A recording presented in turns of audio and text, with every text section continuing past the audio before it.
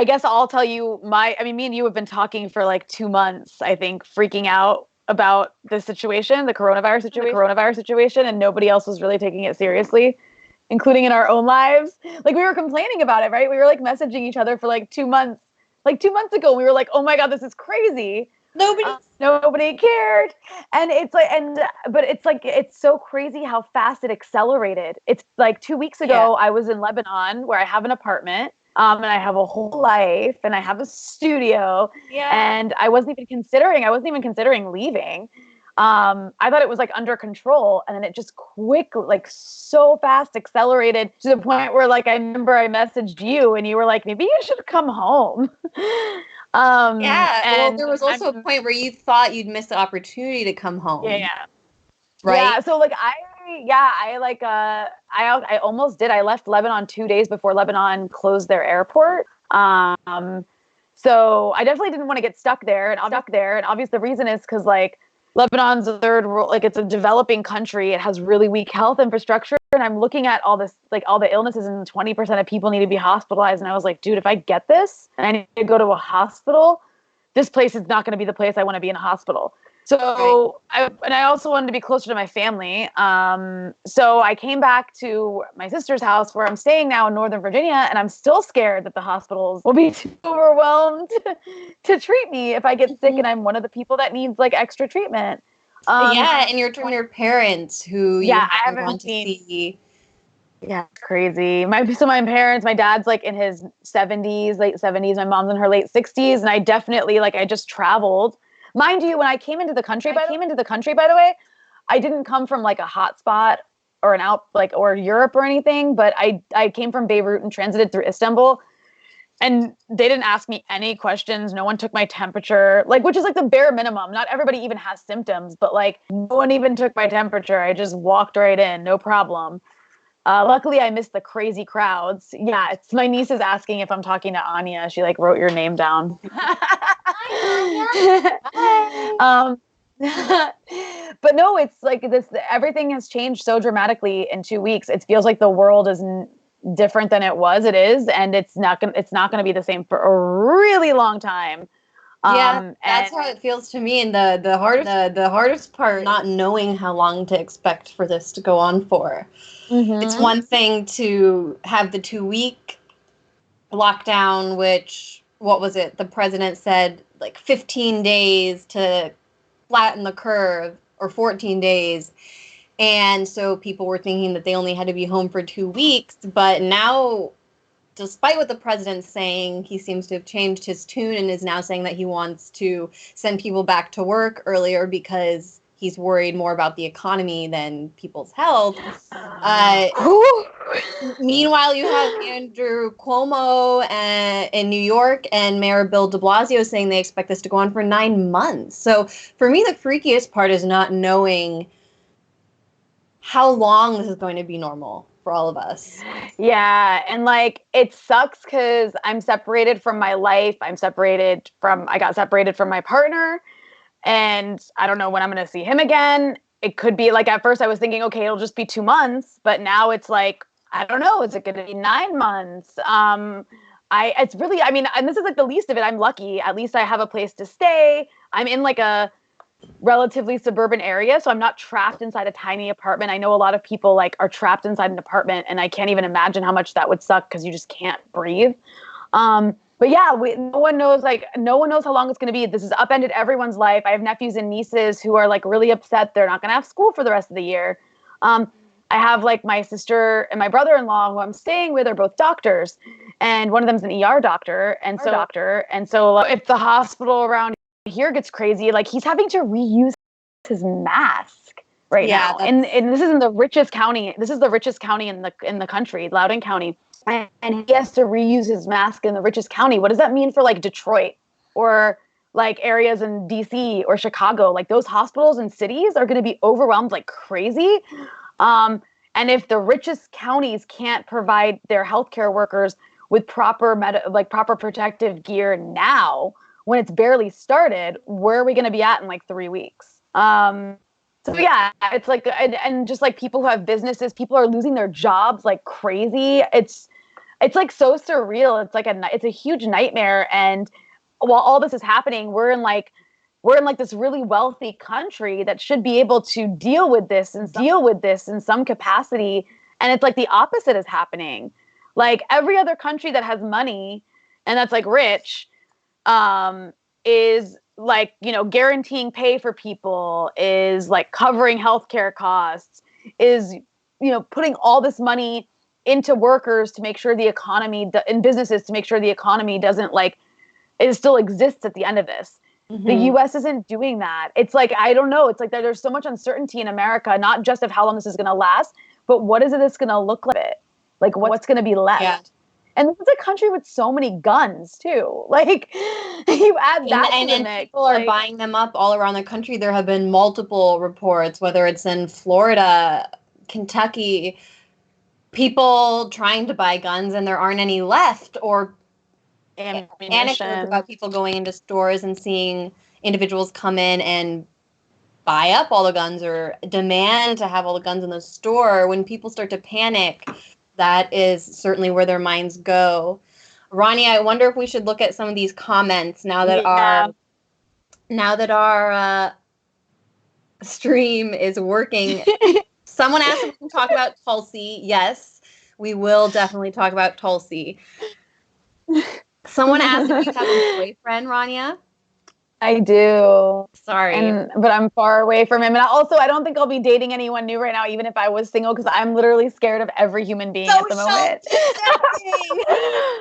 Like Anya, I went to the grocery store and I felt like I was dodging people. I was like every human is a possible virus. Yeah. It's scary. Yeah, it was really gross being on the plane and just seeing everyone kind of as it's almost like when you have those computer simulations of a virus coming at you, but it's just the people, you see them all as like different pieces of the virus. Does anybody have a question for us about coronavirus or what we're thinking about it right now? What are I saw some people commenting saying that they have people in their workplace who have been tested. I'm really curious what or have tested positive, I should say. I'm curious what people out there are dealing with. Yeah, that's another thing too. Like, I wonder if anybody who's listening or watching has been tested. I'd love to know, because I know for a fact or if you've had to be tested. Here's a question: if you've been tested, how long did it take to get results? Because people are waiting a week, and sometimes longer just to hear back their results. Just get tested like a pregnancy test, just to know if I have it or I've had it. Well, I'm quite sure at this point the reason that, not only is our healthcare system so incompetent that it took this long process to even get a test, let alone get a test that worked, I think they don't want to test people because they don't really want the numbers to show how serious this crisis is. Because obviously doctors are treating people all over the country with these symptoms, and yet they're not even necessarily able to get a test for people. That's just ridiculous. It makes me wonder what the true numbers are, to be honest. And it's crazy too, because if you look at what actually has to be done to be able to contain any sort of outbreak, obviously we're past the containment phase, but at some point you have to be able to manage and contain it. And what needs to be done is you need to test as many people as possible, and you need to isolate people. Mm-hmm. And in this country, and and this is a problem in Europe too, is what they're doing is they're sending people home. People who come in with symptoms, whether they test them or not, even if they're positive, they send them home to go self-quarantine. And like the problem with that is then you just end up with entire infected families, mm-hmm. And clusters of people in neighborhoods. And so if you actually look at countries where they're doing something that works, they're doing things that I think America's unique because we're so obsessed with individual liberty, which isn't a bad thing necessarily. But in this case, it's like you need a mechanism you need places for people who test positive to go away from their families, away from other people so they can recover. And then you need to be able to track down who they've been in contact with, tell all those people, test all those people. Like you need to be able to isolate and quarantine. And when China was doing this like 2 months ago, you saw like a million op-eds being like, China's authoritarian. We can't believe they're doing this. But like, this is the only way you can manage an outbreak of a virus that has no vaccine. Yeah, I remember seeing people mocking China for throwing people into forced quarantine or for fumigating large parts of a city such as Wuhan. And we can now say, especially considering officials from the World Health Organization are openly praising China's response, that those measures were necessary. And those measures can only be implemented by a state which, first of all, cares about its people and wants to treat its people rather than save the economy, which is not our country, clearly. Mm-hmm. But also it needs to have a strong centralized federal government, which is also something which has become very clear to me as a result of this crisis. We don't have one. And I don't think it matters necessarily who's in power. I do think a Democrat would probably be responding to this, or even another Republican, more effectively than Donald Trump. But it wouldn't change the fact that we don't really have a centralized federal government that seems capable of responding. Look at Congress, where nothing has been accomplished in terms of how many weeks have we been dealing with this crisis now, and not one major piece of legislation in terms of health response or economic response has come out of Capitol Hill. What does that tell us about our legislative branch? What does that tell us about our federal government? Rania, John W. asked if you could compare Lebanon's health system to the U.S.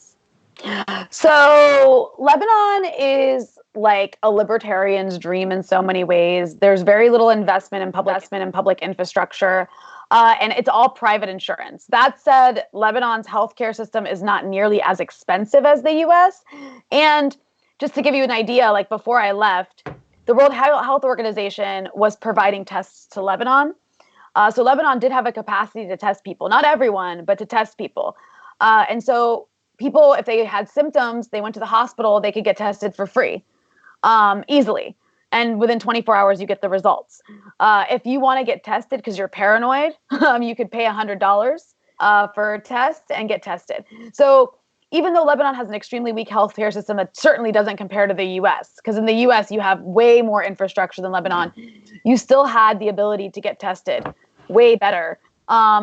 That said, Lebanon implemented measures really, really quickly once they had like a couple dozen cases, because they know they're a country that's incapable of handling a huge outbreak. So they like locked the country down really, really fast, and people are not allowed to leave their homes right now.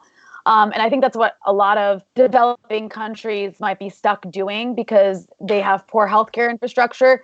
So they have to invest more in preventing an outbreak. I think with the US, there's an illusion that we have really good healthcare infrastructure when we don't actually. Right. So maybe a lot of governments and localities assumed an outbreak wouldn't be a huge deal here because we have first world infrastructure to deal with it. But at the end of the day, the US has some of the fewest beds per capita than other developed countries. And we actually, starting under Obama, began disinvesting in expanding hospitals. We actually began incentivizing hospitals to get rid of beds and to keep people in the hospital for as few days as possible. We actually shuttered hospitals as a result across the country, starting under Obama in like 2009 or something.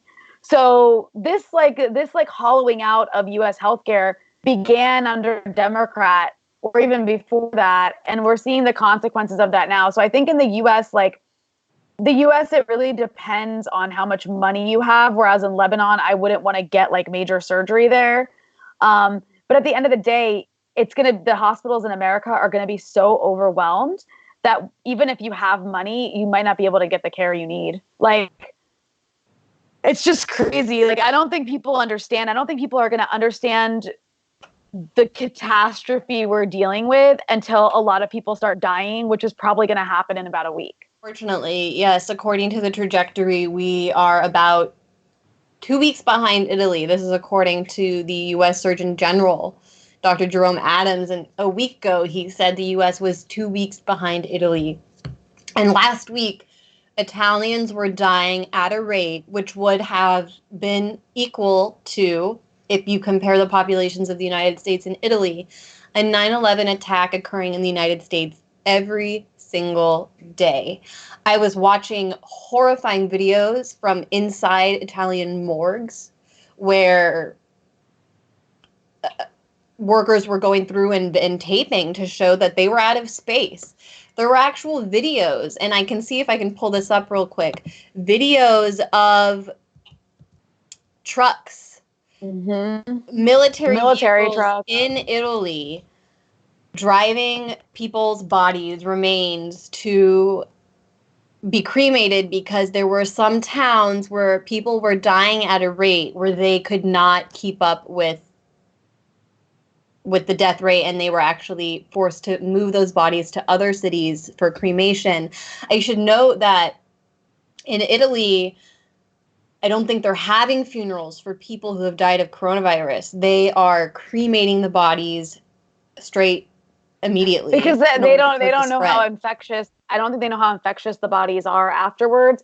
And just to make a note, New York right now has an infection rate as high as Italy.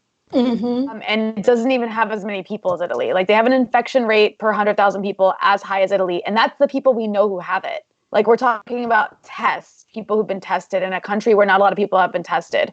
I also want to make a point, like, I think we're hearing a lot of this from the media, and they've been playing this particular narrative up since anything about coronavirus became known, is that it just kills old people. And like, I mean, I don't look, I'm not okay with old people dying, but of course, I think all of us who aren't older, like, breathe a sigh of relief when we find out somebody who's 80 years old died. Okay, it wasn't a young person. But just to be clear, based on the people in the US who've been infected so far, the CDC says that 20% of deaths have been patients years old, and 20% of hospitalized patients in the US have been between 20 and 44 years old. And we're hearing so many stories about young, healthy people who either die or, more often, have to go to the hospital and end up on a ventilator. So I think it's really misleading for all these crazy right-wingers and then other people too to be like, who cares? Like, only old people are going to die. Like, even if you're okay with that, which I'm not, that's not true. Like, you mean you don't agree with the deputy governor of Texas that grandma and grandpa are willing to die for our economy, Rania? I mean, he's welcome to do whatever the fuck he wants for our economy, but I don't want my parents to die. So someone commented and said that Italy has a higher population density and an older population. And yeah, this is partially due to their healthcare system. The fact that they have a elderly population, which is now susceptible to coronavirus, is partially because they have a strong healthcare system that has kept people alive.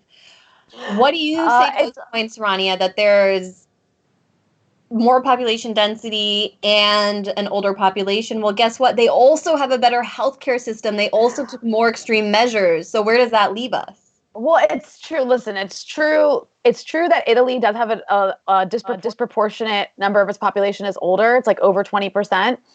Part of that might be because, like, a lot of Italy's economy sucks. So a lot of young, educated Italian people leave. They go to Germany for work. And so that might be one reason why there's such an older population in Italy. But that's true. That's one of the reasons it hit so hard. It hit an area of Italy that is older, and it spread really fast. And also, Italy's a culture where, like, Italian culture is very much like you have generations of families living together. So older people interact a lot with their grandkids, maybe more than other places, like in Germany, where they don't as much. So, like, that's definitely a reason. I'm not saying New York is going to be, I'm not saying like New York is like Italy exactly. What I'm saying is, if the infection rate in New York is as high as Italy, then we're going to see a lot of, even if it's not old people. Right. And you're also going to see an even more strapped healthcare system. Like, people have to understand the way that people, if 20% of people who have this disease end up hospitalized, and 5% of those people need to go on ventilators, and you only have so many resources, then you're also going to have additional deaths because people can't access ventilators. You're also going to have additional deaths because people have and can't get treated because the hospitals are overflowing with COVID patients. You're going to have people who get into accidents, who need any sort of a stroke, like a bowel obstruction, something as basic as a bowel obstruction, which anyone can survive with like an NG tube.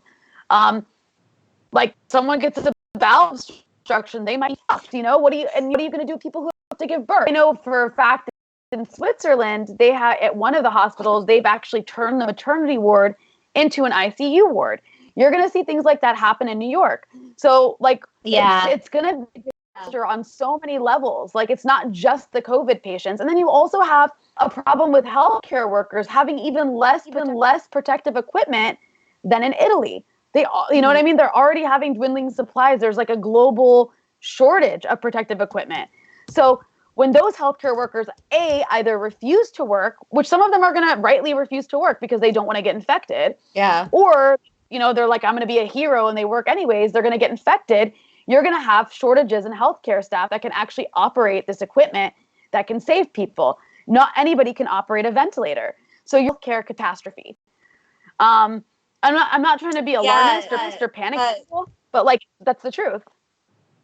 Governor Cuomo in New York has actually proposed or mentioned that they're considering repurposing the Javits Center, a major conference center in New York City, into a treatment center for coronavirus patients.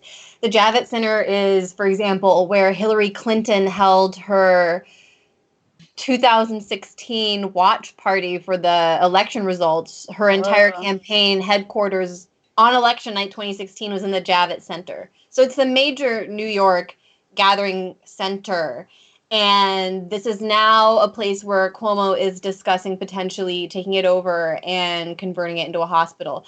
Just to give people an idea of how absurd and frightening the reality we're living in right now is, the U.S. Navy hospital ship, the USNS Comfort, the ship last year was taking a tour around Latin America, treating people, providing medical services to people around the continent. It was actually a war posturing against Venezuela, because while the Comfort was providing some treatment along the way to people in the region, its goal was to kind of demonstrate the U.S. military presence, particularly naval presence, in the region, on the continent, and sailed through Venezuelan waters in a way that the United States all last year was really making aggressive moves towards Venezuela, whether it was the planned invasion that they tried and failed on February 23rd. And then they sent this hospital ship around to have a kind of a propaganda boost, but provide people with some treatment in the region. Now that ship is docked in New York Harbor. It's there, prepared to give treatment and provide a space for medical workers to take care of New Yorkers, U.S. citizens who are ill and need help because of coronavirus. In my opinion, Rania, that's actually what our military is for. It should be providing services in a time of crisis such as this, instead of puffing its chest out and making aggressive moves towards Venezuela.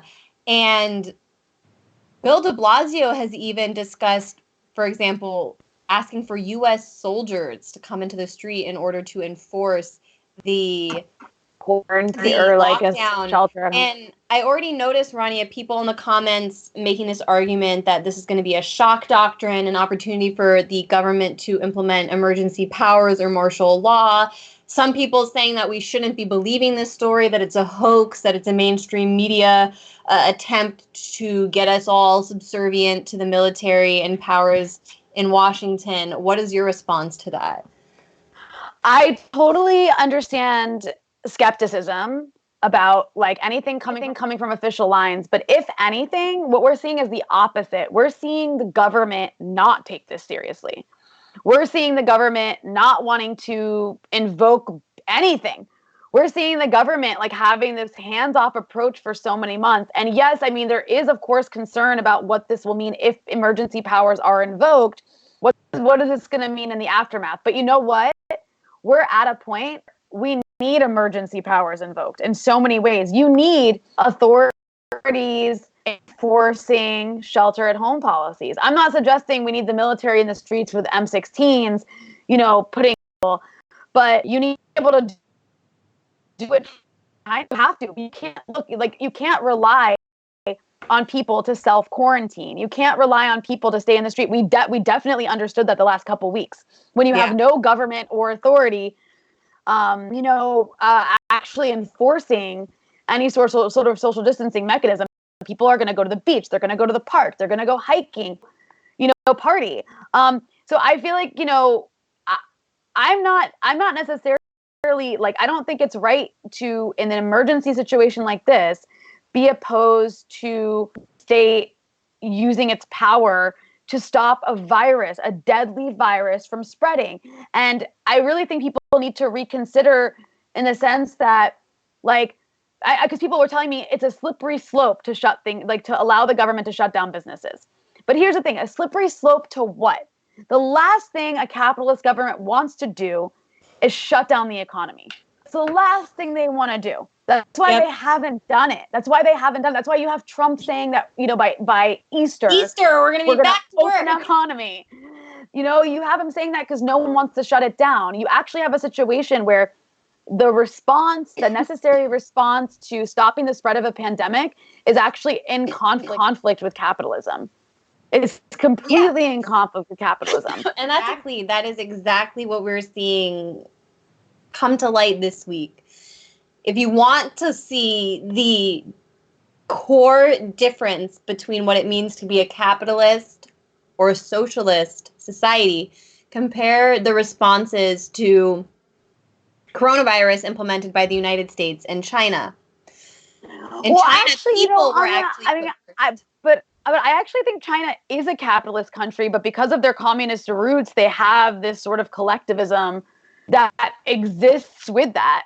And they also do care about the health of their people. They had to make a choice in China. They actually had to make a choice between shutting down their economy or stopping the spread of a virus, and they chose public health. I know it's a big debate on the left whether or not China is a capitalist or socialist country. I fall under the line of it is actually a socialist country. We can have that debate another time. But this coronavirus experience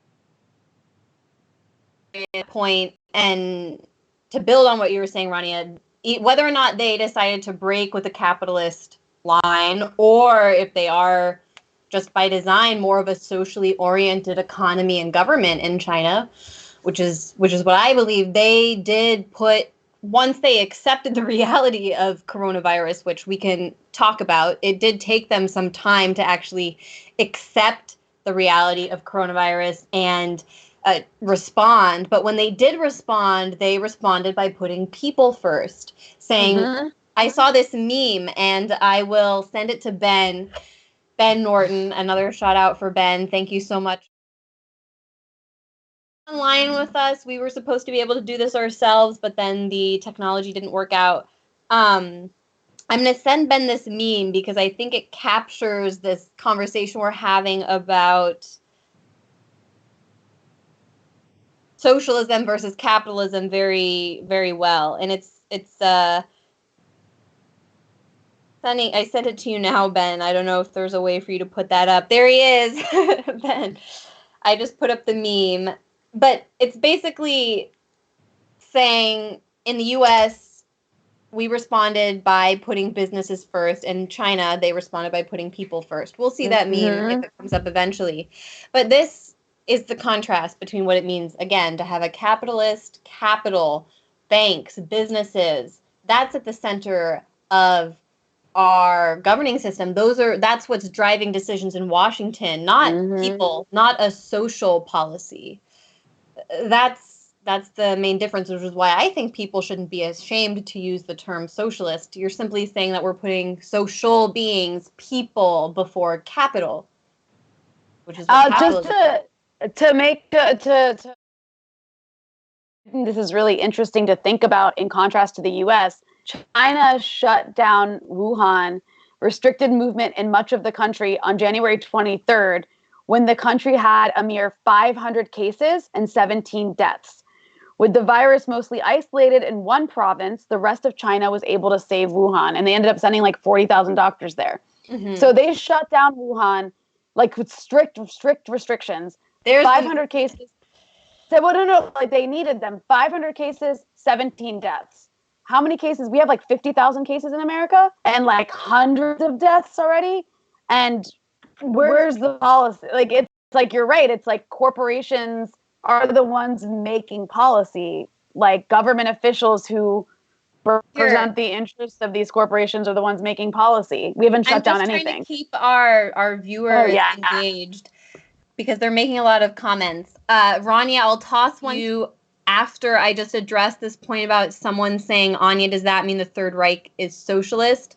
There's a difference between fascism and socialism as well. There are places where they overlap.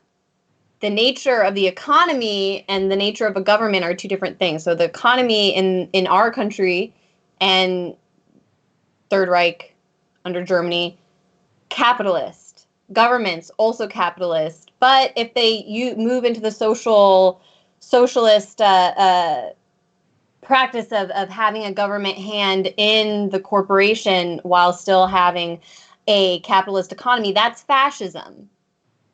Yeah. And so that's what you had in Germany. I would argue that's what we would get in the United States, and what we actually are getting as a result of some of the measures that are being put in place. I'll touch on that later. But Rania, someone said China's response was authoritarian. That's not what we want here. Okay, listen. So what's your response? People say we're afraid of that here. There's a virus because we're dealing with Trump and Republicans and something really evil. 9/11. So what do you say? 9/11 and was bullshit. Like 9/11 and like war on terror, that was bullshit. Like the response to 9/11 was an overreaction. It was crazy. It was authoritarian. It was bullshit. You guys, we have a global pandemic that is threatening to kill millions of people. Okay? Like you have to take that seriously. You have to take that seriously. And if there's any one reason to take it seriously, it's because our government is not. Our government is not taking it seriously. In this kind of situation, the sorts of things that you have to do to contain a virus, unfortunately, are not democratic things. You have the decision to make. Either you go for the effective, necessary response, right? Which makes some people uncomfortable because they feel it's authoritarian, or you let the virus happen and move on. If you let the virus happen, millions of people are going to die. So you have to make a decision. I'm not okay with millions of people dying. I am not.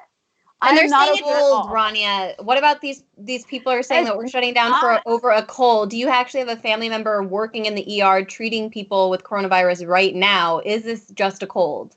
No, it's not just a cold. This is something that knocks you, if you get it and you survive it. Like 80% of people will get it and survive it, which sounds like a high number. But like Anya, if I had a gun in my hand, right? And I'm going to like shoot my leg, and I have an 80% chance of there not being a bullet, that shoots my leg, and 20% chance of there is a bullet, I wouldn't fucking shoot my leg. Like for money, I wouldn't do it. And that's what this virus is. It's like there's an 80% chance that you're going to be able to recover at home. But even for those mild, moderate cases of 80%, you are sick for 2 weeks. You are very, very, very sick for at least 2 weeks. And 20%, they get pneumonia and have to go to the hospital. And that includes young, healthy people who work out 6 days a week. If you have even one ailment, you're diabetic, you have asthma, anything, any fucking ailment that you have high blood pressure, like these are things lots of people have, then you are at high risk for dying from this. Like, I don't think people just don't understand because they don't see it affecting their friends and family. It's not worth it. It's not worth the risk. I agree with you, as you say. But you can also go and read Italian media and get testimonies of people in their 30s who are healthy and athletic and are saying that they were knocked off their feet and close to death as a result of coronavirus. And we're seeing reports of people who survive having reduced lung capacity, 20 to 30%. The reason it's not wise for people to be saying that this is a cold or that this is just the flu is also because it's much more highly contagious than either of those. It's proven to be, and it has a higher death rate. Yeah. And Rania, when you say that people aren't reacting because they don't have family members and friends who are dying yet, I want to just pause and think about what that means. It is a true statement that that's why people aren't reacting. And as a result of their failure to accept reality and to keep wanting to call this a hoax, they will get to that point. Mm-hmm. And no, I think that's what's at stake here. And it's really terrifying to me. I mean, part of, if since earlier at the beginning of this stream, we were talking about how Max and I were just out west where we eloped in Vegas. Part of what we wanted to do on that trip was go visit my 96-year-old grandmother in San Diego. And fortunately, she's met Max before, so even on our own, we decided it wasn't worth making that trip to go out there. But she's also, I found out, her nursing home is not accepting visitors right now anyway. Mm-hmm. And I was happy to hear that. I was actually glad to hear that. And my whole family is grateful for the fact that her nursing home took extreme measures before they were experiencing something like we're seeing in Seattle, in San Diego. But this is what's at stake here. People in our families, people who are in our friends' families are going to be impacted by this because we failed to take it seriously now at this point. We are only 2 weeks behind Italy. I don't want to see it get to that point, but I don't think we have a choice at this stage, Rania. And it's like if our government and our media had taken it seriously 3 months ago when they should have, we wouldn't have 3 months ago. We wouldn't be having a conversation about lockdowns. We wouldn't be having a conversation about authoritarian measures because that wouldn't even need to happen. You do have countries like South Korea hasn't had to shut down its economy because they quickly put in place a testing mechanism and quickly put in place an isolation and quarantine mechanism for anybody who was infected. Had we done that, we wouldn't be having this conversation right now. But we didn't. Our country didn't do that. And now all of the holes of the hollowed out inside of our empire are exposed for all to see. Where every day that my brother-in-law comes home in the house that I'm staying in, I'm terrified he's going to infect me with coronavirus because he's having to reuse his face mask. So like, it's crazy. Like my parents are 20 minutes away from me right now, and I haven't visited them because I just traveled. Like I've been back for 8 days, and I'm waiting to make sure I don't have symptoms. Like this is the world we're living in right now, and it didn't have to be this way, but it is. And so we have to think about what our government, this is when government is supposed to step in. This is what governments are for.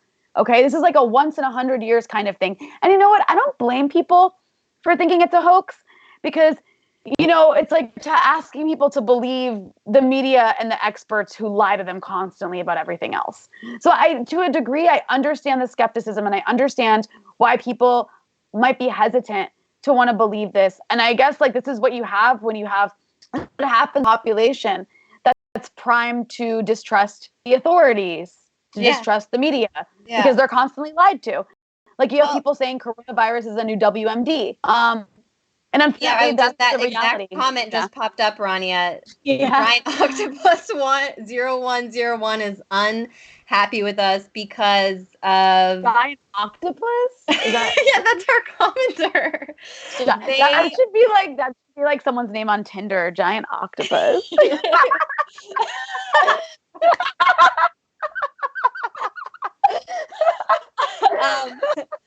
Well, they're saying this is going to be the Grayzone's Russiagate and that this is a WMD-style manufactured crisis. Well, where to begin? I am confident that this will not be the Grayzone's Russiagate. This is a true reality happening before our very eyes and not a conspiracy theory. And to take your point, Rania, I totally agree. I understand why people are skeptical. I was skeptical in the beginning. I looked at the numbers for flu deaths last year and said, oh, flu deaths killed over 60,000 people. We don't have to worry. I heard many people on the left making that argument. Now we're at a point where we can accept that argument was ill-fated because we already can see now that globally coronavirus has a much higher death rate than the average flu. But if you really believe that the media and people in the government lie to you, then you actually shouldn't have been taking coronavirus seriously this whole time, because the media was ignoring it for a long time. The mainstream corporate media was only focused, they were covering coronavirus in a way where they could say China was being authoritarian, or China was dealing with this outbreak, or maybe now look at South Korea and Italy dealing with this outbreak. But they weren't communicating to the US public that this was something that they were going to have to be dealing with within a matter of weeks, even though weeks ago, officials from the CDC and the World Health Organization were suggesting we should be prepared for something like Wuhan in the United States. The media was not talking about it until about 2 weeks ago. I think that's when cases started popping up in the United States. So if you don't trust the media, then ask yourself why they only started taking this seriously once we had cases in the United States. The media was not pumping this up the way I'd seen them pump up other pandemics, or scares of a pandemic, I should say, in the past, such as H1N1, swine flu, or SARS, which were all over the media. Yeah. People were getting scared when there wasn't a real reason for them to be. And health officials in those instances were saying very clearly just that. You don't need to panic. We have this under control. And the media was freaking out. In this case, you have the World Health Organization and the CDC telling us that this is going to get very ugly, that they don't have the situation under control, and that this is very frightening. And the media was basically silent for weeks at a time. So no, the media was busy like covering the horse race of the Democratic primary. The media was busy doing its anti-Russia hysteria, anti-China hysteria.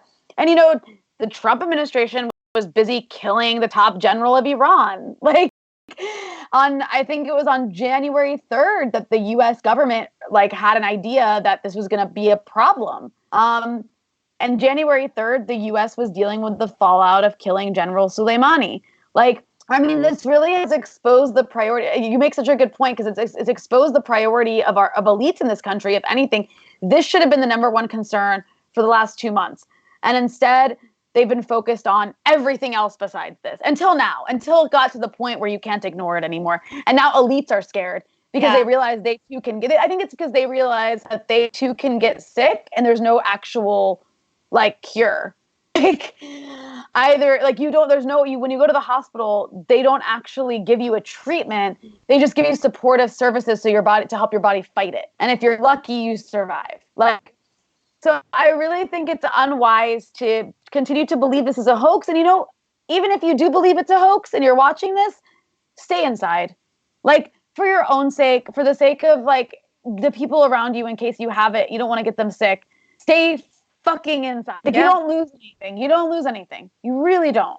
Well, Rania, I see people jumping in and saying, don't give up your rights. Go mingle with other Americans. Oh my God. Oh my God. No. I know it's I had a friend, Anya. I have to tell a story. So I have a friend in Lebanon who I really, really like, but I saw him a week and a half or so ago before I decided to leave. And I saw him at a restaurant. And he did this thing where he was he came and said hi, and he was like, "Are you one of those people who's not hugging?" And I was like, "Yes." And he was like, "Okay, I understand." He was like, "But it's all bullshit. This is just a plot by the elites of the world to force the masses to stop embracing each other and to stop organizing together." I was like, "What? You can't possibly believe that." But I understand people do, but you guys, you got to read these crazy stories. There's elites are getting each other sick too. The president of Rand Paul. Rand Paul has coronavirus. Rand Paul, Mr. Libertarian in the Senate. And that's not to bash Rand Paul, because I really appreciate a lot of the things Rand Paul does on the Senate floor. He was the one standing up with dead pictures of Yemeni children, denouncing the Saudi-led war against and U.S.-backed war against Yemen, and saying we need to end our support for Saudi Arabia. He's an independent voice in the U.S. government, in the Senate, but he is a libertarian, and libertarians are the one making these arguments I see right now in this chat. Stay home or go out. Don't stay home. Don't obey order. This is not serious. And what do you think Rand Paul has to say about that now? So I just want to note, like, someone made this comment, which I sympathize with completely. I don't think this is your real name, Joe Blow. I love these names. I know. But But Joe Blow says no one is advocating going to a concert, but we have to work and feed our families. We don't have podcasts with sponsors. And so that's why I think the state needs to step in and shut things down. And on top of shutting things down, they need to pay people's salaries until this is over. And that's what other wealthy countries are doing. The problem is our country fucking sucks. And they're gonna cut people like shitty checks that'll cover a few grocery bills. So I understand everyone that we're gonna talk about Tulsi, because I see so many comments, but not right now. We're in this really good rhythm. Continue with what you were saying, Rania. No, but my point is like I sympathize with that. Like, it's not fair what's happening right now. The unemployment rate, they're projecting it might go up to 30%, which I believe is worse than depression. Than the Great Depression. It was 25% in the Great Depression. So we're facing like economic catastrophe. And like, I don't know about you, Anya, but the past week that I've been back, every day I've been like going back and forth between panicking about the health issue of, oh my God, I don't want to get it and die. Oh my God, the hospitals, and the economic issue of, oh my God, all these people are losing their jobs. Oh my God, people are going to start shooting each other in the streets. No one's gonna be able to afford groceries. So, like, I don't know. What's your take on that? Like, I don't know what to tell people in that situation when their jobs are getting shut down and they don't have a paycheck. I think at this point, the government is going to have to respond. It's going to be delayed, and it's not going to be enough. But I do, and this is why the coronavirus crisis and this economic collapse are so interesting. As you said, it's laid bare many of the issues, domestic issues with our government, with our system, with our healthcare system particularly, and now our economic system as well.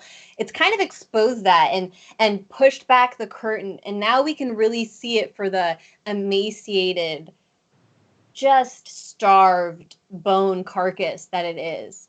Whether or not it's the fact that we can see now that our federal government doesn't exist, whether or not we can say that our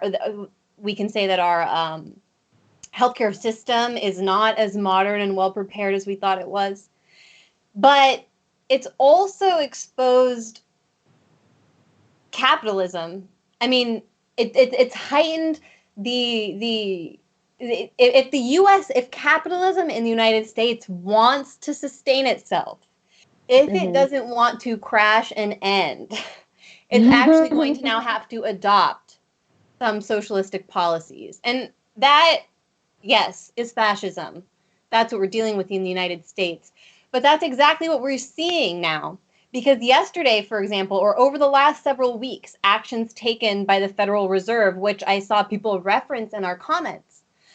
Never before in our history has the Federal Reserve actually said that it will step in and buy stock in a private corporation, buy bonds and stock put up by private entities.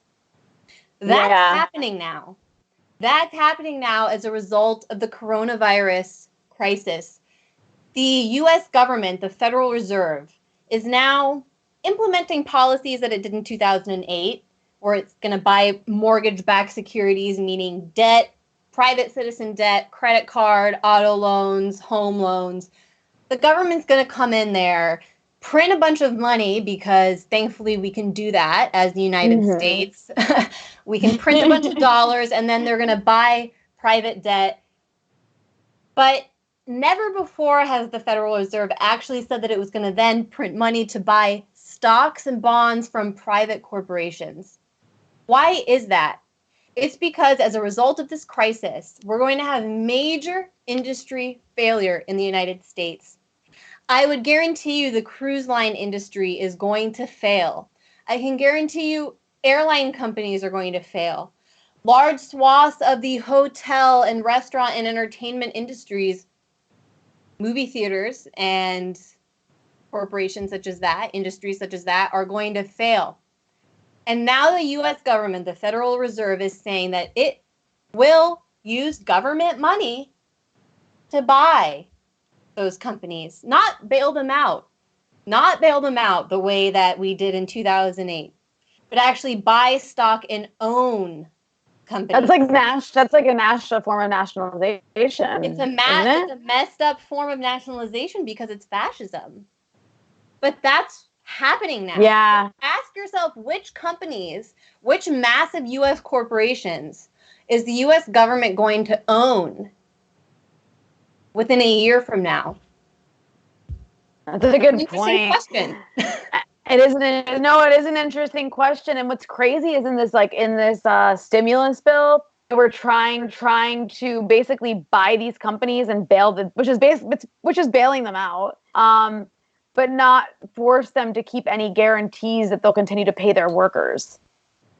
So like they would just get basically bailed out and get all this money without having to use that money to pay their workers. I don't know if Democrats got rid of that stipulation or not, but we'll have to wait and see. But no, this is actually what's happening right now is like kind of, it's a really big deal. The world is not going to be the same. And we actually don't even know what it's going to look like in a year. This is huge. This is unprecedented. 100 years ago with the Spanish flu, our economy wasn't as interdependent as it is now or globalized. Well, there was I think also like with the Spanish flu, it wasn't globalized, but it also, I think it wasn't as big as a deal for people to die, I guess. I'm not sure what it was, but it didn't impact the economy in the same way. And maybe because they didn't try to stop the spread of it. I don't know. But right now they're trying to stop the spread of it. Part of it is that 100 years ago, U.S. companies weren't producing essential products. U.S. hospitals weren't obtaining essential products and supplies from China. Yeah. Yeah. And that's the supply chain. I mean, that's also another thing. Have you thought about like where our grocery stores are going to get supplies from in 2 months? Agricultural products. Not just supplies, agricultural products. Rania, I have to run to the bathroom, which will only take me 2 seconds. I'm going to leave you with this thought from one of our commentators, because I loved it.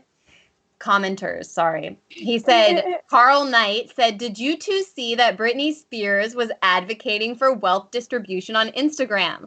I wonder if Pamela Anderson and Britney Spears will do more for the working class than Bernie Sanders. Haha. Oh, all right, I'll be right back. Oh shit! That's wow. I don't know how to touch on that because I don't know. Well, just enjoy our commenters while I'm gonna read the comments. I don't know what to say to that. I don't know. I still like Bernie Sanders. I'm a little frustrated with him, but I still like him. But I also like. I don't know if other people can relate to this, but I'm a little bit like I'm so consumed by Corona now because it's taken over everything, including like upending my own life and also just all the daily news, that I forgot that Bernie Sanders and Joe Biden existed. I forgot there was even like an election happening. I don't know if you guys can relate to that or if you feel the same way. But maybe this is a good segue into Tulsi, because even when Tulsi endorsed Joe Biden and everybody got upset, I didn't really care because I was like, there's bigger things happening. It's kind of like, I feel like there's an asteroid headed towards Earth. And all of our focus should be on the worst impact of that asteroid and nothing else matters. That's kind of like where I'm at mentally, if that makes sense. Rania, do you think we should shut down every flu season? No, obviously not. But you guys, this isn't the flu. And on top of that, you have to understand, like, our hospitals are used to the flu. They have a capacity to actually deal with people coming into the hospital for the flu. That that bed space exists because they're prepared for it every year. We don't have the bed space or ventilators for coronavirus. Sorry, I got off. I was reading the comments, Anya, and I went from Bernie Sanders and Tulsi and Joe to somebody like, do you think we should shut down every year because of the flu? And I was trying to explain that it's not the same because we're already prepared every year for the flu. We have bed space for the flu, and our hospitals are prepared to deal with an influx of people who get sick and need hospitalization. We don't have that space created for coronavirus. Anyway, I was trying to segue to Tulsi. No, we don't. And we also don't have the immunity or anything built up. No, nothing. For coronavirus. God, I really don't want to die. I really don't want to die from coronavirus. Like, I really you have family members who are in the healthcare industry. What do they say? They're terrified. It hasn't hit Virginia. Virginia governor has been putting like more and more restrictive policies in place that hopefully it'll mitigate a hospital overload, but they're terrified. Like, they're so scared. They're scared because they don't want to get infected. They're scared because they know they don't have the proper protective gear, and they're scared because they know their hospitals don't have capacity. Hospital my brother-in-law works in, they were like taking inventory of their ventilators, and I think they had like 30 or 40, and there's like 10 of them that can only be used one time and then you throw them out. So they're freaked out. They're scared. They're really scared.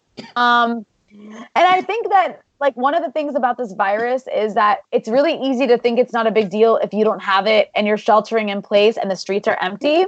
Anya's having like a you're like dying. I have coronavirus. You have coronavirus. It's really easy to just think that like the streets are empty, it's no big deal, but the hospital is like a war zone. Like, and unless you see it, you just don't know. Anyway, that's what they say to you. Yeah. They're I mean, it hasn't hit hard where I am. It hasn't hit that hard, but they're terrified because it's like the calm before the storm. And so they just go to work waiting. I'm looking at our comments. Let's see what people are saying. 80% of people just get a cold. 80% of people just get a cold. All right. We actually have a soundbite from the president of Brazil, Jair Bolsonaro, who himself agrees. He agrees with some of our commenters. Yeah. Yeah, apparently. Exactly. Well, also for the people, I saw some people saying people die in car accidents and the flu, and you were just making that point. People are talking about the flu. People are mentioning car accidents. Guess what? Those are exactly the arguments that President Trump is making right now. So, yep. What does that say about the look, the gangs and the gangs of your argument? Anya, the gangs in the favelas in Brazil, the gangs have said that they will be enforcing a curfew, and they will be enforcing like making people stay in their homes. You have a situation where the gangs in Brazil are more responsible than both Bolsonaro and Trump. Do we have that soundbite, Ben, of Bolsonaro? Another shout out to Ben Norton. Love you, Ben. Let's see what Bolsonaro is saying today.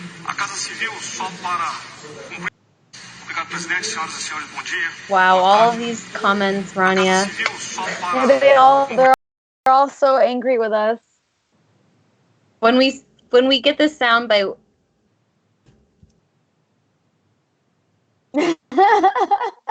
Oh, I think it's playing. Yeah, it plays. Oh my god. Okay. Oh my god, giant octopus. I'm sorry to give giant octopus so much They played the Bolsonaro soundbite.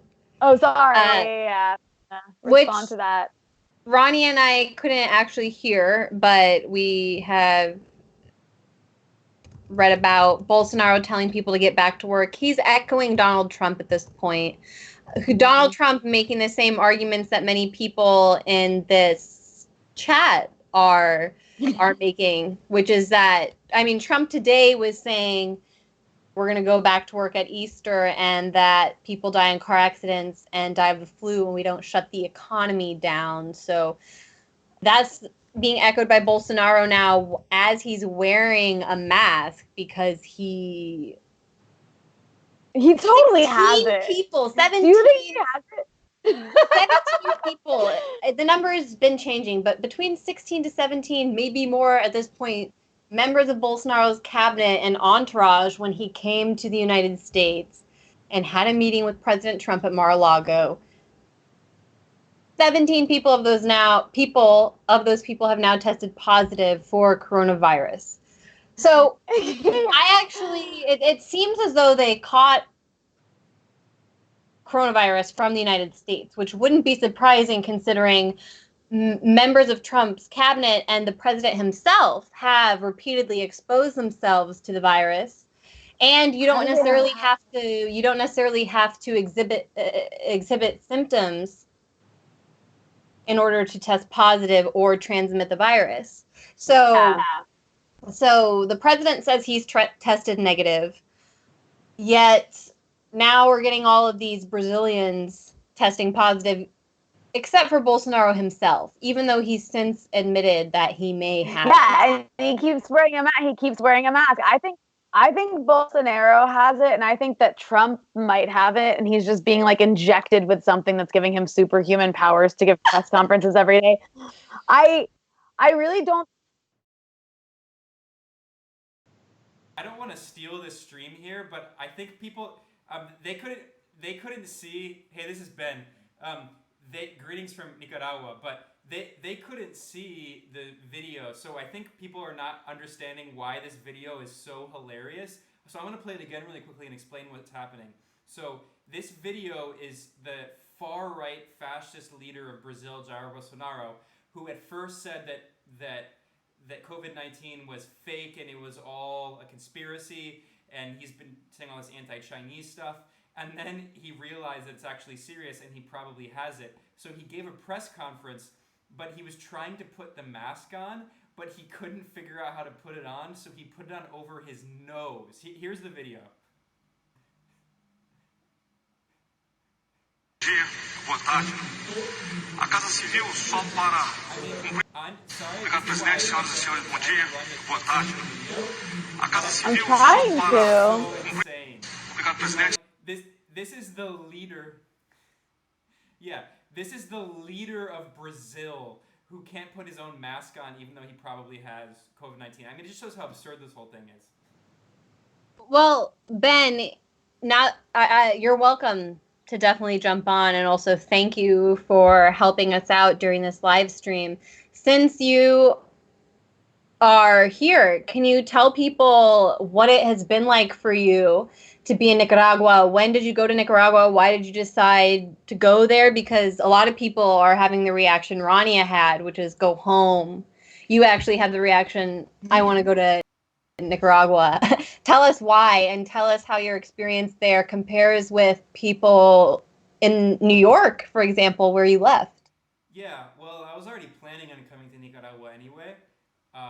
So I was planning on coming back at some point, I don't know, later in the year. But then when I saw that this was coming down the road, I assumed correctly that New York was going to be a major hotspot, and that the US government, which is totally incompetent and which over decades of imposing brutal neoliberal policies has just eaten away at its health infrastructure, I assumed that it would not be prepared.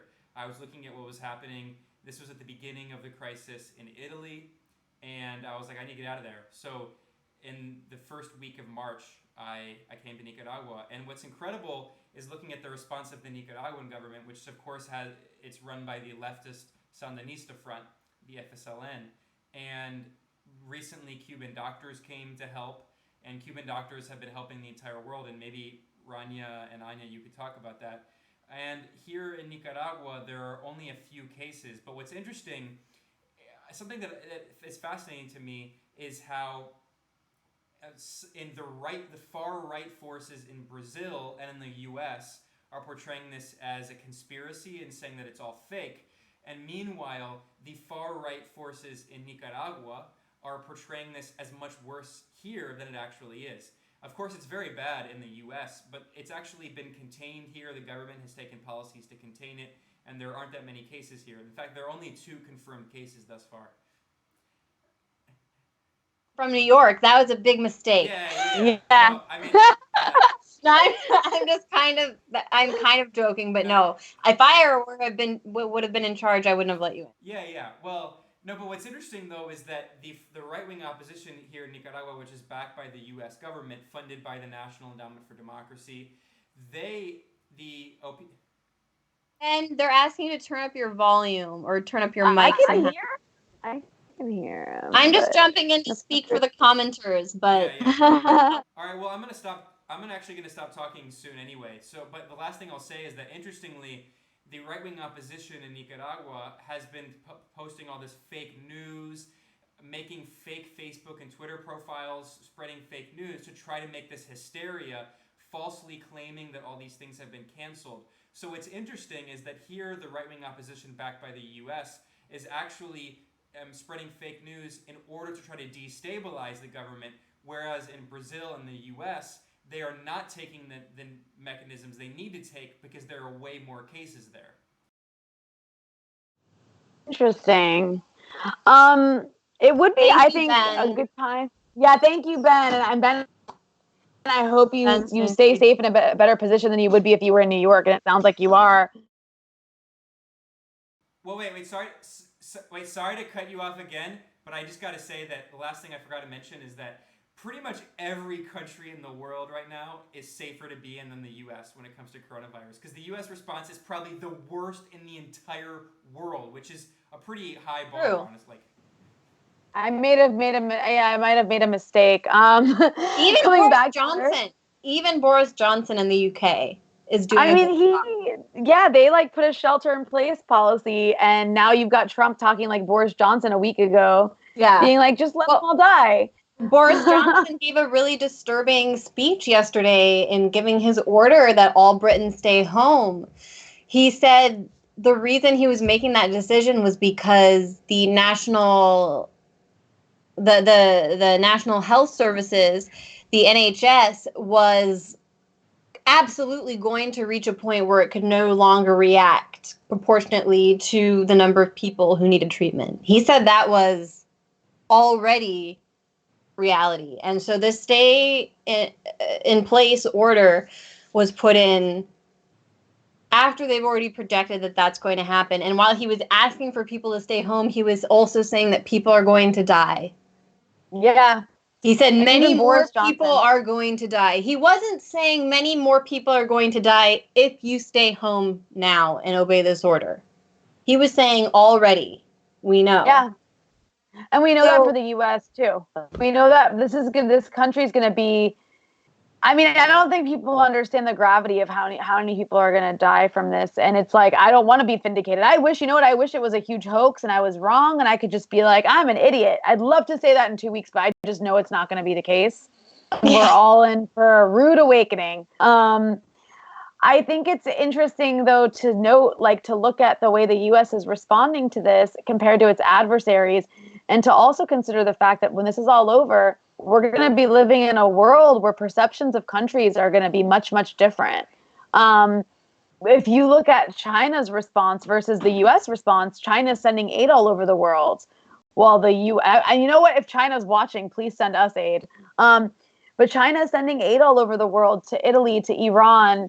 And the U.S. is doing what? It's continuing to brag about choking Iran and saying it's going to do it more with sanctions. It's continuing to, every time a Cuban doctor shows up anywhere, a U.S. media outlet has to make the point that it's like, the evil Cubans are trying to influence with their evil doctors saving lives. But I think it's becoming very clear, and maybe I'm saying this also as somebody who's their time outside the U.S., that the vision of America versus its adversaries is changing dramatically. And for those of us who want an end to American empire, that's not a bad thing. Someone just asked, when are we going to withdraw from wars due to this emergency? I should say, I would say we should have done that. Well, we should have done that before this emergency, but now we're seeing soldiers in Afghanistan, for example, on U.S. military bases testing positive for coronavirus. And an actual buzz between mayors in this country and the governments around the country that they need help, military level help domestically in order to respond to this crisis. Am I saying the military should be in the streets right now? No. But I am saying that the military are serving to protect and serve the people of this country, and we should, not only as a result of this crisis, as I say, we should have done it before, but now it makes it even more clear that we should be closing up our bases around the country, bringing those troops home, and putting them on reserve to work until they're needed. At the very least, the military could be distributing medical equipment across the country. There's a lot of things. There's a lot of things that aren't policing the streets that the military could be doing in a situation like this for sure. And I don't know if we're going to see that though. Like, I don't think you're going to. I think if you look at American priorities, you're not going to see the U.S. pull back its military presence, even if people are testing positive. You're not going to see that at all. You're going to see them continue to stay in place. In fact, last week, Mike Pompeo was trying to convince the Trump administration to use this coronavirus outbreak in Iran as an opportunity to bomb Iran. That's the mentality of our government, is using this as an opportunity. And I think that speaks again to that our government's controlled by corporations. The mentality of the people that control our government is, how can we profit in the short term off of this catastrophe? And you see it happening. You see Jeff Bezos and Amazon, expanding as a result. Like, you see the entire Silicon Valley industry of high tech. Have Jeff Bezos, one of the sworn enemies of the president, actually meeting with him at the White House. Yep. In order to discuss how to respond. And Facebook donating 720,000 masks. Why does Facebook have almost 1 million masks? I had the exact same question when I read the article headline. And then in the article, it said that Zuckerberg said these were masks which were held in order to respond to wildfires in California, because all of their headquarters are in California, in wildfire-prone areas. And a lot of people who commented on my tweet when I was like, why does Facebook have all of these masks, were saying, oh, wildfires, wildfires, wildfires. But look, guys, in an article that you could look up in 2 seconds from a week ago, you would see that Facebook doesn't even have 50,000 employees. It has 35,000 employees. So why would they have 720,000 masks? And then somebody said, oh, well, you have to change masks every 8 hours. True, but Rania's brother-in-law, who's an ER worker in the United States, is being forced to reuse his mask. But Facebook so why does Facebook have more masks than U.S. hospitals around the country? I couldn't tell you. It's so strange to me to see Andrew Cuomo begging for the government to nationalize the medical supply acquisition. It's like you have this weird situation between neoliberal liberals and the far right now, where they're in a fight with each other. And I'm afraid Andrew Cuomo is going to emerge as a hero and be the next president. And also, by the way, his response was messed up. Andrew Cuomo didn't take this seriously until a week ago. I don't think, I don't know. I think he's being wrongly made into a hero. It's hard to judge. In some ways, it's difficult to judge leadership in times like this, because look at China. Even China, a place where a lot of people, I think, in certain segments of the left, were quick to defend out of reaction because we're used to constantly defending China. As a result, a lot of people in the U.S. took what I think was a very flawed view of coronavirus at the beginning, because most of us, while we might understand politics and international affairs, we're not scientists. We're not people who study the spread of disease. And so I heard people making that argument about the flu.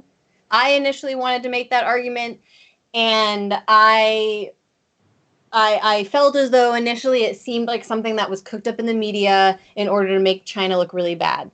Yeah. Then after a few weeks, China responded, and China responded swiftly and harshly. And then it started to pop up in South Korea and Italy, and I started to read the reports that were coming out of China and that were coming out of all these places. And then I decided that I wanted to take it more seriously. And so imagine if you're a governor, even in New York. He didn't handle it well at first, Governor Cuomo, but at this stage, he's doing the best handling he can. it pretty well, especially when you compare it to Trump, the president of this country. And Cuomo, I think, is actually working as a leader and could still spin this into a sufficiently successful political career beyond New York. Oh, I think compare absolutely. that with your governor, Rania, a Democrat in Virginia. Yes. How's that going for you there? He's a physician. I'm like tweeting at this guy every day. I'm like, please shut Virginia down. And he's going at like a snail's pace. And it's because there aren't as many cases in Virginia, but they're also not testing people. I don't know, Anya. I don't know what's going to happen. But it's hard because he's a Democrat, Rania, and he had a less centralized response, a weaker response than, for example, Larry Hogan, the Republican governor of Maryland, who put National Guard in the street and said, we'll shut down church services. So the Virginia governor did call in the National Guard a couple days ago. And then yesterday he put in new restrictions in Virginia that basically closes all businesses down except for essential services. So we're actually like on the same level now as Maryland. But yeah, Maryland and Virginia and DC have not put in place a shelter-in-place policy yet. And I just find it really fascinating because so much like DC is such a powerhouse for like important people, important politicians, that I'm surprised DC and its surrounding neighborhood haven't been pushed to take stricter measures. Yeah, I think in DC we do have a shelter-in-place order, but it's not being enforced. In places such as the UK, in France also. I'm going to go use the bathroom while you we're hearing about police actually arresting people, actually enforcing this shelter-in-place order with their authority in their states, and I'm not seeing that in Washington D.C. Max went for a run earlier today and said that he saw people gathering in some of these public parks and areas in D.C. where you shouldn't be right now. You still can go out for walks and runs and bike rides according to the order in the United States and in the UK. For example, yesterday when Prime Minister Boris Johnson was speaking, he said that people could still go for walks. People could still do exercise in their neighborhoods with people in their households.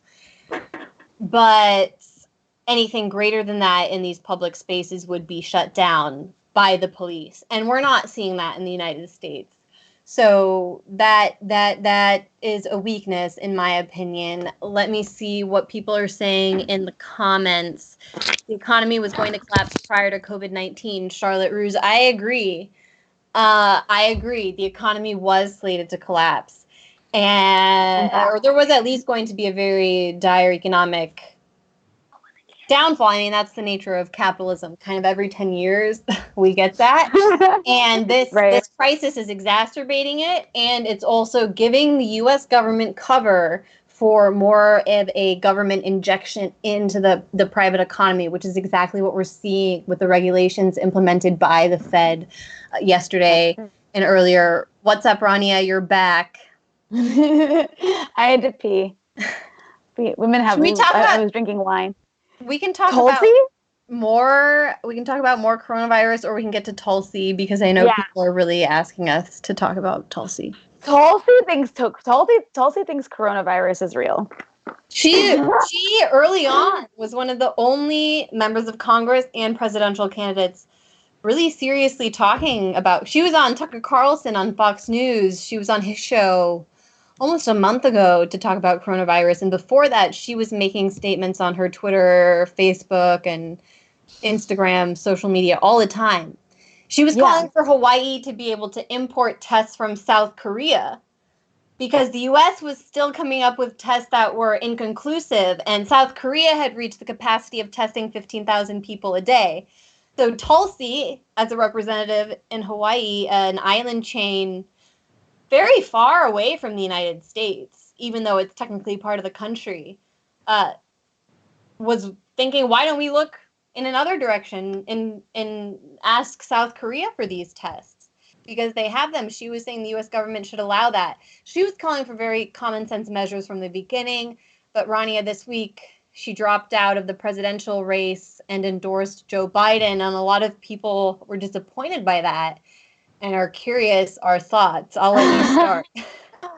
I was saying when you had left shortly, briefly to go to the bathroom, I was saying about Tulsi that I feel like right now there's like an asteroid headed towards Earth, which is the coronavirus, and it feels so existential for what it's doing to like our economy and our healthcare sector that when I saw that video by Tulsi, I just didn't care because I'm just so focused on something else, not the election.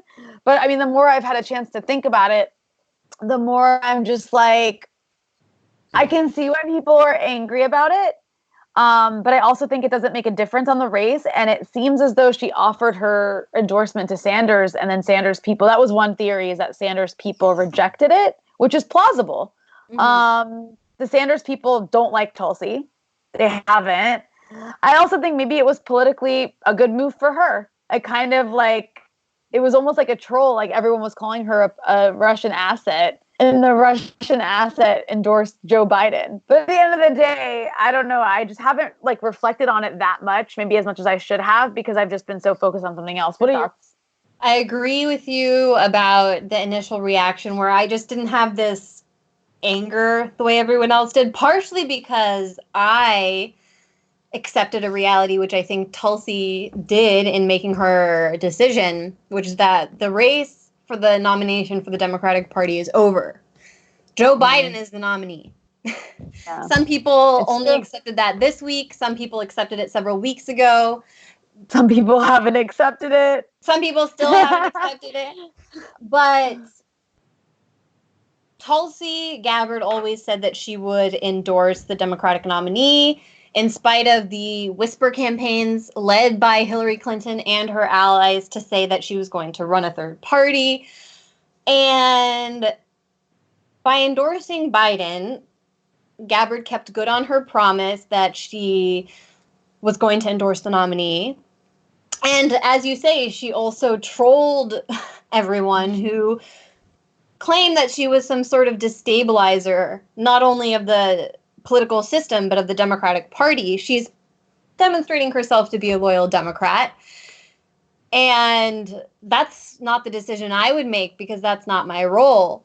But I watched Tulsi's interview with Jimmy Dore, and she spoke pretty honestly. I mean, he threw difficult questions at her, and she said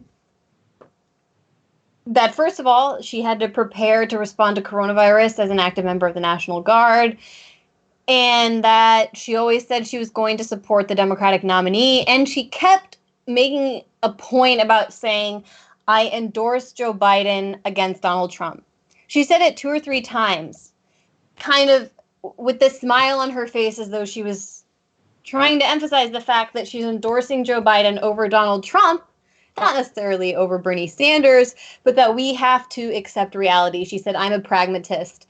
And that's the mentality I take about politics, too, especially when you're operating on that level. Yeah. And Tulsi's intentions, Tulsi's message has always been very clear, even if we don't necessarily understand her actions. And she released a statement, which I think is really important to listen to right now. She released this yesterday. She said, as we watch our healthcare system crumble around us, endangering the lives and well-being of all of us, perhaps now the core message of my presidential campaign will be better understood. We need to invest the trillions of dollars that we have been wasting on the counterproductive new Cold War nuclear arms race and regime change wars, overthrowing dictators we don't like, into the care of the needs of the American people, like healthcare, infrastructure, protecting the environment, and so much more. So in her interview with Jimmy Dore, Tulsi said that she is very clear-eyed about her role and what she is doing in order to lift this core message of her campaign. She didn't say that she was going to get a position in the Biden presidency, which we all know she won't. Will never happen. Yes. but she said that she was making this decision after really thinking about it. And I'm not inside of Tulsi's head, but I trust that she made the best decision for her. Nobody really knows where she's going next. She's not seeking her seat in Congress, partially because the Democrats ran a centrist corporate Democrat who's also a veteran against her as a direct response to her position in 2016 to resign from the Democratic Party in support of Sanders. She is a loyal supporter of Sanders, demonstrated by what she did in 2016, demonstrated by what she did all throughout the campaign, by the way. Let me just point out that at every single step of the way, when Bernie Sanders failed to attack people such as Kamala Harris or people such as Pete Buttigieg, Tulsi was always there to deliver a smackdown, which is why they removed her from debates at a certain point. She was doing that job in assistance not to herself, but to Senator Sanders. Yeah. And she put herself on the line in 2016. And it wasn't just rumors that she approached the Sanders campaign with her endorsement and then was rejected, and that's why she made her decision to endorse Biden.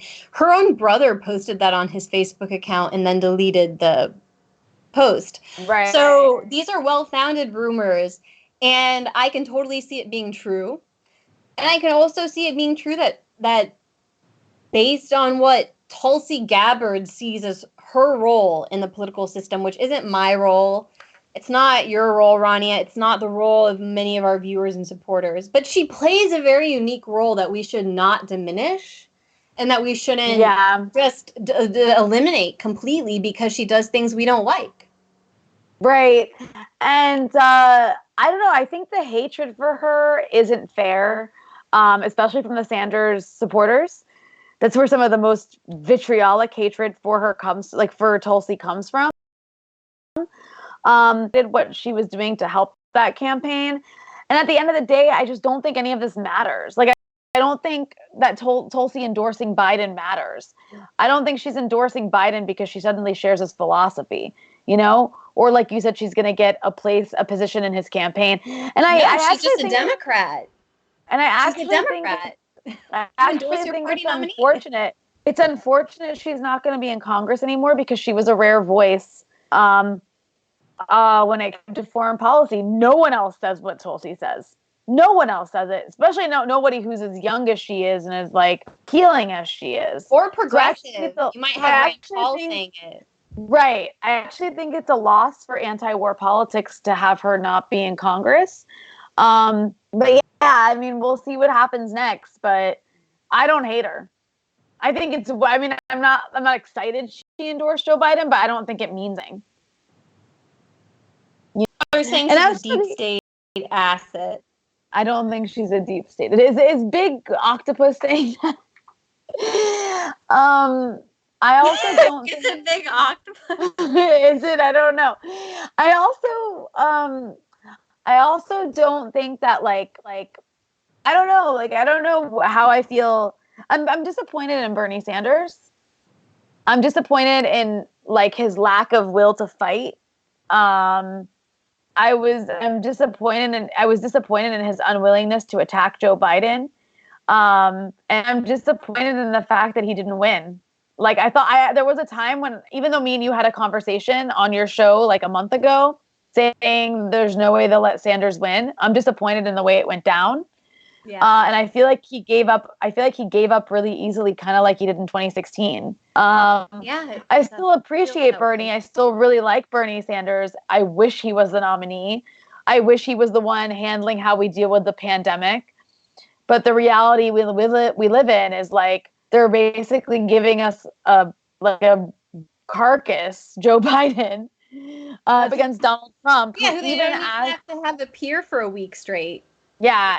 And even as Donald Trump is completely botching the response to coronavirus, somehow his approval rating remains 50%. So People shouldn't forget that FDR got reelected in the midst of the Great Depression. Sometimes people go for stability and don't necessarily separate the personality from the crisis the country is facing, which, in this case, I think is fair. It really, overall, isn't Trump's fault that he is dealing with coronavirus. So you can see how people would have that reaction.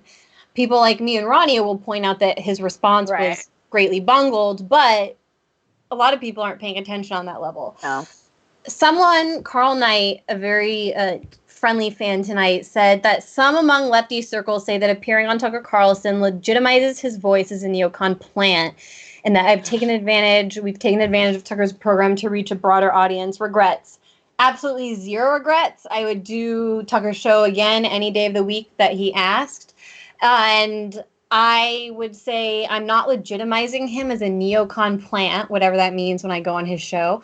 I'm actually having a conversation with someone who's, first of all, willing to bring me on the mainstream corporate media when no one else in the entire industry would be willing to do that. And he is also the most watched show in the entire country. Something about what Tucker is saying resonates with wide swaths of the population. That doesn't mean that I have to agree with every single point that he makes, and it doesn't mean that I have to transform my appearance on his show or on Fox News into a takedown of Fox News or of Tucker Carlson. That's counterproductive. And I would just point out that whether or not it's the war in Syria, Russiagate, or a lot of other issues when it comes to foreign policy, Tucker Carlson happens to be the only person willing to raise these points or voices like those that we show on the Grayzone. So no, I don't regret that at all. And if I'm taking advantage of a platform to reach a broader audience, I don't think that's a crime.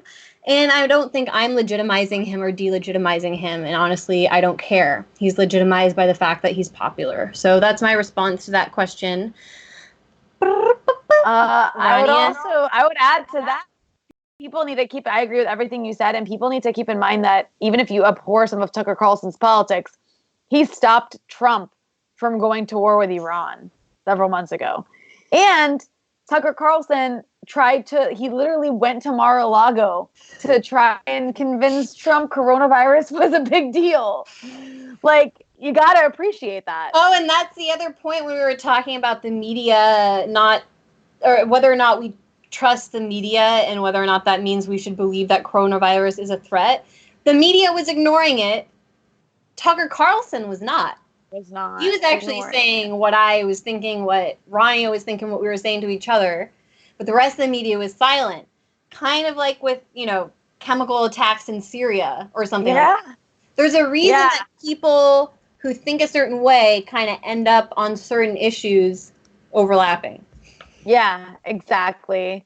I don't know, Anya. I don't know what's going to happen. I just hope none of us get sick. Why we are doing this remotely, even though we could have easily been in person. Anya, you're like a 25-minute drive for me right now. So sad. You're so close, and I can't even see you. I don't know when I'm going to see you. And Max, it's crazy.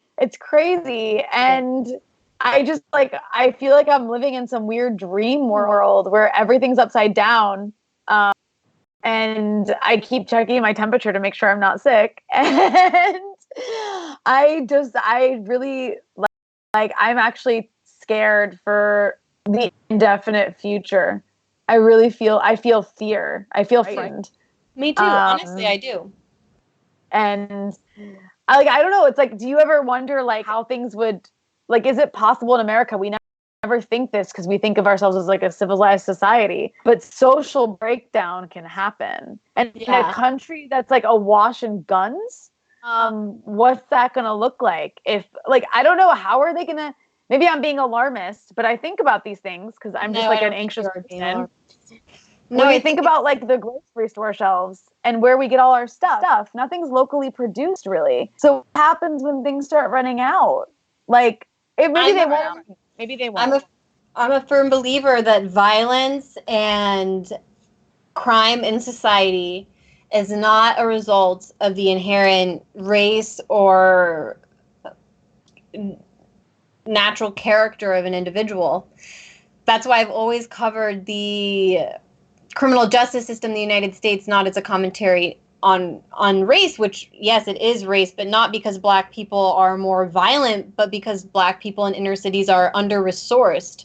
They're not given the same schools and the same job opportunities and resources, and that's what leads to crime. And they also historically have not been included in society in the same way that white people have. That's what leads to crime. That's what leads to violence. And if I apply that understanding of society and of crime and of violence to this coronavirus situation, where I know that I'm going to see a high unemployment rate, unlike anything perhaps this country has ever seen.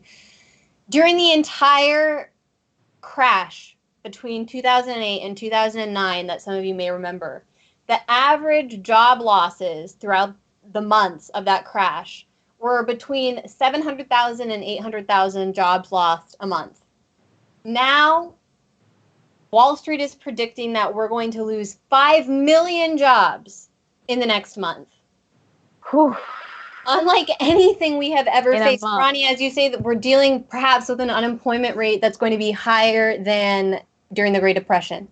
So if I take that to the logical extreme, if I take the fact that we're going to experience shortages, we are already experiencing shortages in the United States, not only as a result of the panic, but as a result of the fact that our supply chain with China has been broken down.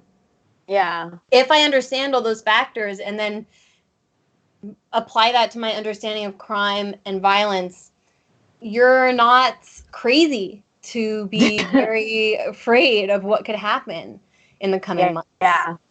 And so that's why people need to flatten the fucking curve. Yeah. I'm like worried about my friends in New York. I'm worried. I mean, I don't know. I guess it's like all we can do. There's like so much we can't control, but you know what we can control is like actually taking this seriously. And like doing what you can to not get sick and not get other people sick, I guess. I feel like I sound like an after school special. But that's where we're at a point where like if you have governors, children, rub it with your hands under the water with soap. But please sing happy birthday. Sing happy birthday. Do you feel like there's any, like, when you look around, are there any public officials that you feel like are stepping up that you can look at and make you feel we're going to be okay? Not that we're going to be okay. I think Tulsi Gabbard's response, sorry to go back to Tulsi, I think her statements early on were the most reasonable. She was taking it seriously even when Sanders was not. And that's the truth. Yeah. Sorry for all you Bernie fans who reflexively hate Tulsi for some reason, even though they're on the same side. I really think that she handled it well, and she would have handled it well. I think if Sanders were president over Trump, we'd be way better, even though I don't think it would be perfect. And I think on the local level, I think Governor Cuomo will probably emerge nationally as the governor, because he already had the name. He's a Cuomo, so you can compare him with Gavin Newsom in California and Jay Inslee in Washington. Jay Inslee having already run for president, if you remember, during this last and nobody voted for him. Nobody voted for him. And Gavin Newsom, who's got a difficult past, including the fact that he was married to Kimberly Guilfoyle, the current girlfriend of Donald Trump Jr. I think Andrew Cuomo, out of those governors, is positioned to come out of this looking good. And I'm not saying that his response has been perfect, but I think he's demonstrated leadership, especially when you compare him with your governor in Virginia, Rania, or Governor DeSantis. Who no one even knows. No one even knows. Yeah. Oh my God, the governor in Florida, Jesus Christ. He wouldn't shut down the beaches. No. All those teenagers, where everybody was so angry about the teenagers on the beach, and it was like, well, what do you expect? They're idiots. Like 20-year-olds are idiots.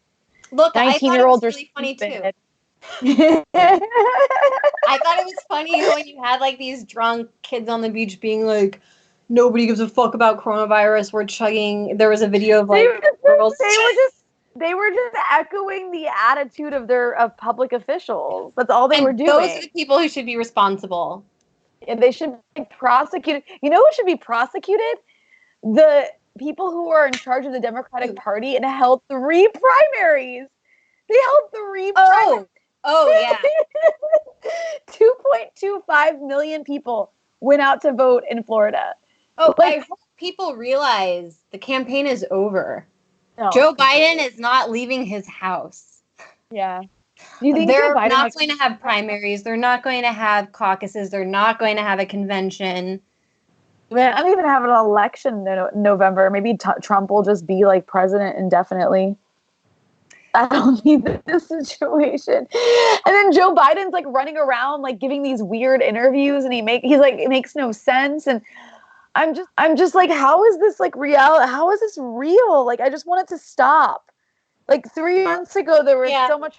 Well, that's what you said just a few minutes ago. You said that it feels like a nightmare. And a few days ago, you texted me and said that you just wish that it was something that you would just wake up tomorrow and that it would be over. And I feel the same way. You know, in some ways, I'm trying to take advantage of the quarantine. I'm saying I'm going to work harder. I'm going to exercise a little more. I'm going to cook. I'm going to be really healthy. I'm going to read. I'm lucky. You're lucky. Fortunate. We're around family. We have space. Some people are just cooped up in their apartment.